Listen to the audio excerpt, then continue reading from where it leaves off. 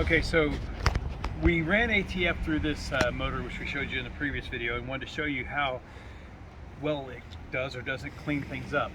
So this is, let's get a close-up of this. This is the number 3 piston. I didn't pick the best, I didn't pick the worst, it just happened to be the one I grabbed. So that's what's left on it. I don't know if you can see it in the light. Try to turn it around a little bit. And it's just a clean paper towel, nothing on it. I'm gonna just try to clean it. And just rubbing it, see what I can get. Looks like, you know, I'm able to rub most of it off. And if you've ever done this before, you know how difficult it is to be able to get to where you can read your piston size, find your arrow to your flywheel, which, look, here's the flywheel arrow. I already got that.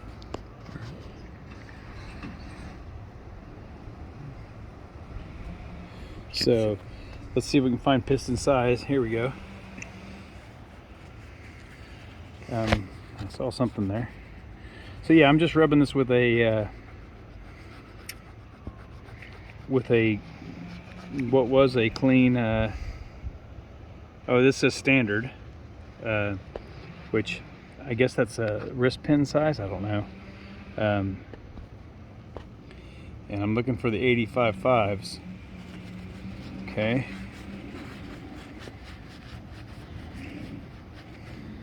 Okay, so here's the piston symbol.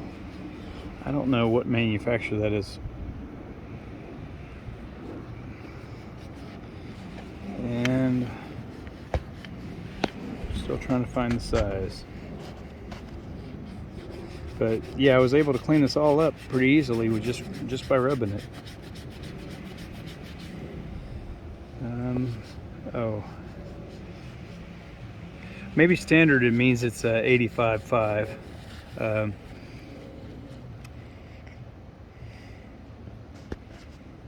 not seeing any other markings in here at all.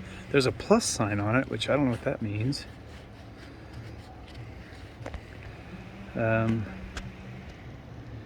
now we got good sunlight coming through, and I see no other markings on here. So that's what we're going with. Yeah, our intention is, you know, to reuse these pistons. We're going to re-ring it, of course.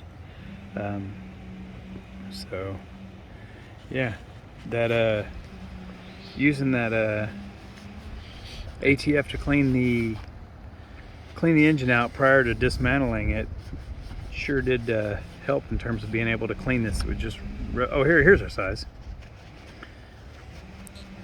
Get to this where I can rub it a little harder, get a little fingernail action in there.